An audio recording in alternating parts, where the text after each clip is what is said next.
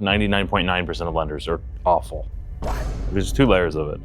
The person that they're talking to has to know what they're doing, and then the bank that they work at also has to know what they're doing, right?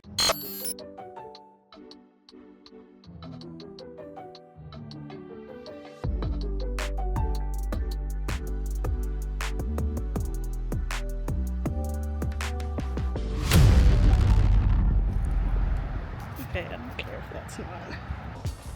What's up? Hi, everybody. How are we? I love this. Is this fun? Vlog. We're starting to vlog, so you guys will all be characters in Be on the channel. all the time now. Pretty much. Pretty much.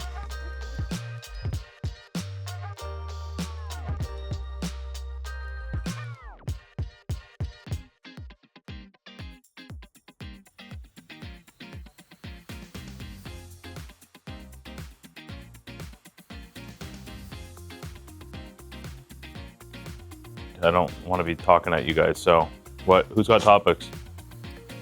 Who came prepared with their notes? Mine is just still legion. Okay, yeah, Like, for sure.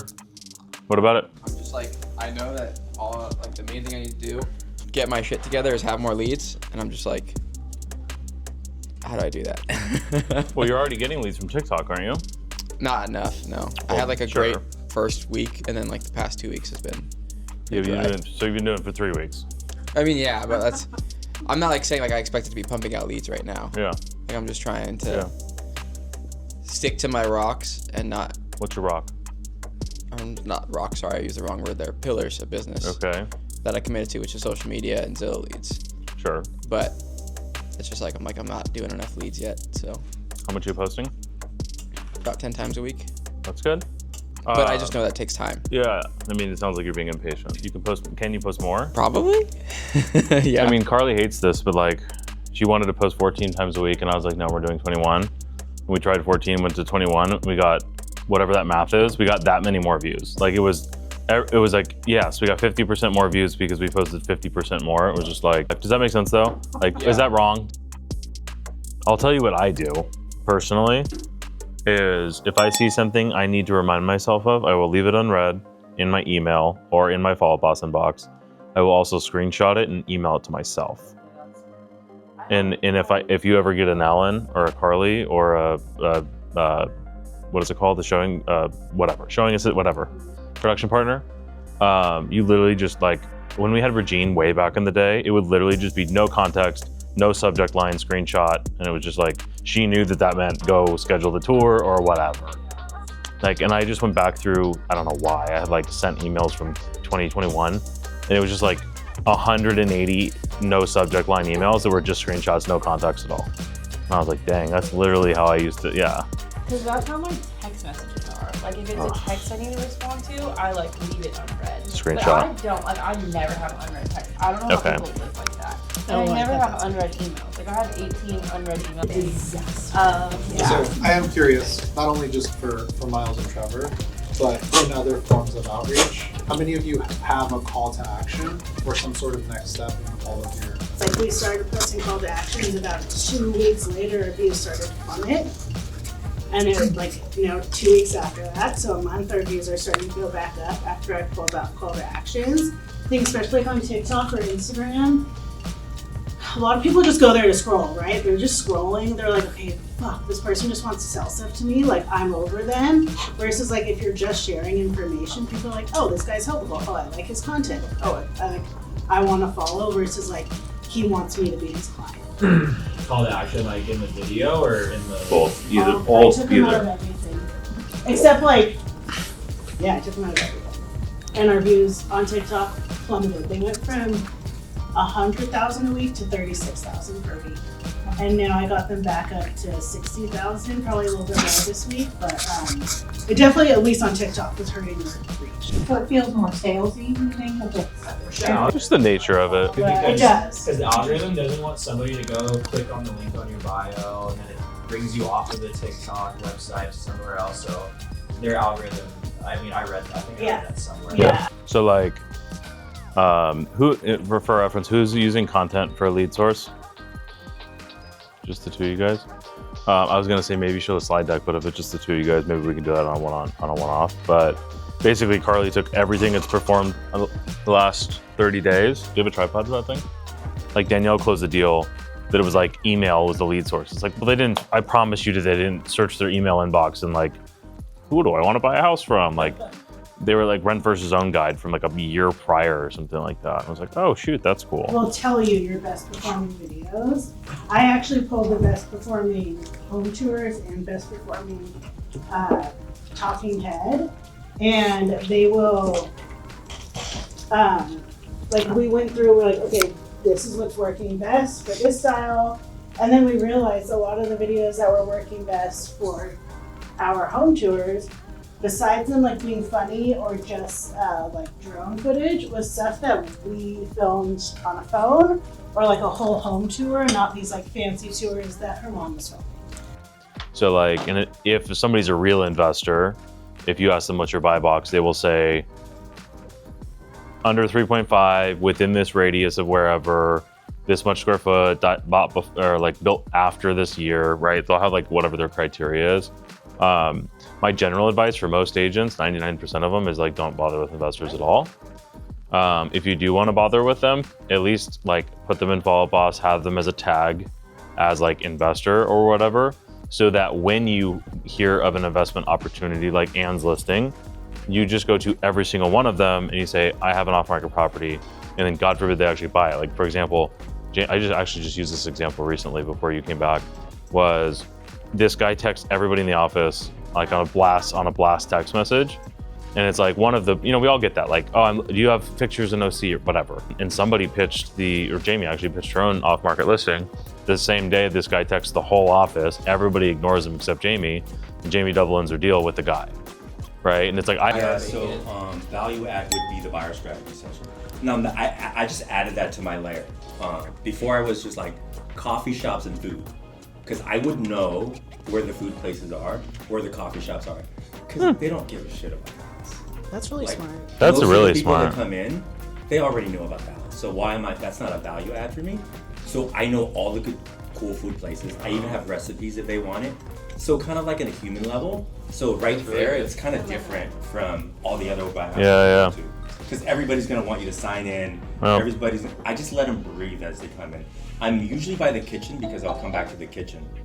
But yeah, the value add would be food and something other than the fucking house. Excuse my language. no, I usually don't swear. you're not gonna offend us. Christian's rubbing off on you. Like, do anything but the house. Yeah. They already have it on Google. Yeah. You're not adding anything to that. I love that. And if you just do something different, and then I think you'll find your lane once you do it.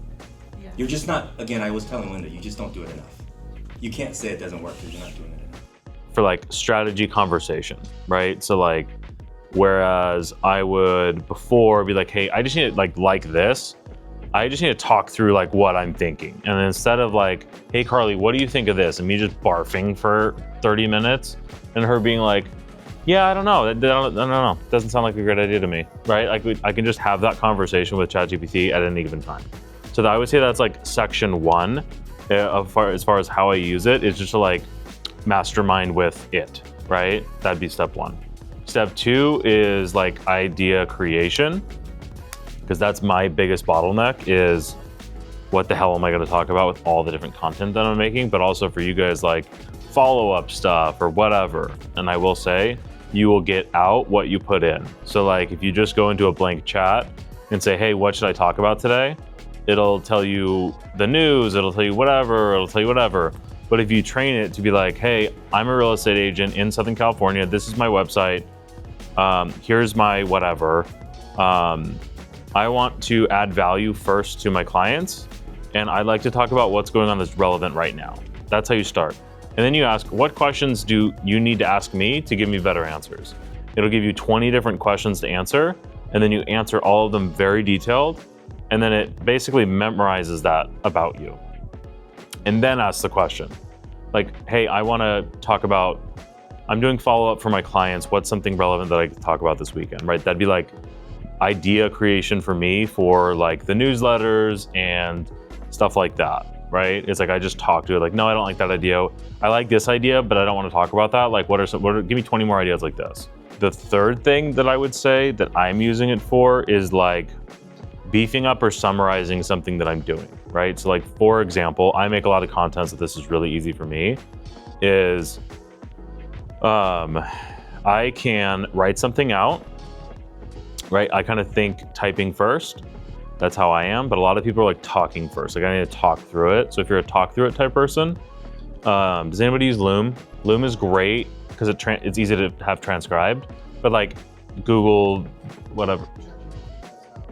You tell me the pros and cons of like Santa Ana if I don't know Santa Ana, and then also like if I'm stuck on like a lead that I know they dropped the ball or if they've been like ghosting me like forever, I'll be like, how do I respond to a prospective buyer that has been ghosting me? And then they'll give me like ideas to like follow up. What I really liked was this one time, well, my past escrow, I was not in a good relationship with this listing agent. And so I wrote out my request for repair in a very mean, aggressive way, and then I pasted the whole thing into ChatGPT. I'm like, can you reword this and made it more like empathetic and like nicer? And it did it for me, and I sent it over, and then he was like, he was like calmed down, and he's like, yeah, the seller accepted your whole credit. I'm like, so like things like that, like I love that he can reword for you. Does anybody want to give their takeaway to the Oh yeah, camera? let's do takeaways before we've been here for 2 hours. We might as well get the most out of it. Miles, takeaway? Fat ass. Start doing open houses and eat less pizza. I can just hold this. Danielle?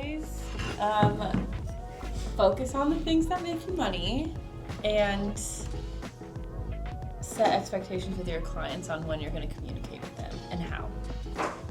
I think for me, it's like focus on the open houses because that's like that's the leads that will get you into escrow faster. I'm butchering how I'm saying that, but you know what I mean. Like, if you want to lead sooner, do open houses versus waiting for Zillow or like team leads. Getting more organized is my goal. I think I've gotten a lot of leads, but just getting the right systems in place and then also utilizing tools and AI to kind of help. Perfect. Mine was easy to use ChatGPT because I don't use it. There you go. Nice. That is easy. Robert? More $1,000 an hour tasks. Stop spending too much time on things that don't produce $1,000 an hour kind of incomes. And yeah, utilizing AI more. Nice. I agree with him. Stop it. No, I definitely think stop doing non-income producing activities and get some help. So we just finished our mastermind with our core plus our experienced agents, and a couple different takeaways that I had from it. One, this is something we do every single month, and it's really good. Like the first hour is almost like Q&A kind of, and the second hour really just kind of opens up into organic conversations. And it's always interesting to hear the different types of takeaways because some people had a takeaway to start using AI. Some people had a takeaway to they just need to do more of what they're already doing. Some people had, probably the most productive agents had the takeaway that they need to do more other things that make them the most money. So when we do these things, it's like very rarely is there some like mind-blowing takeaway. It's usually just the thing that's in front of you that you know you need to do. You just need to hear it from a different angle. So that's why we love doing these masterminds, except for Trevor. Yeah, Trevor's life was totally blown by using the CRM correctly.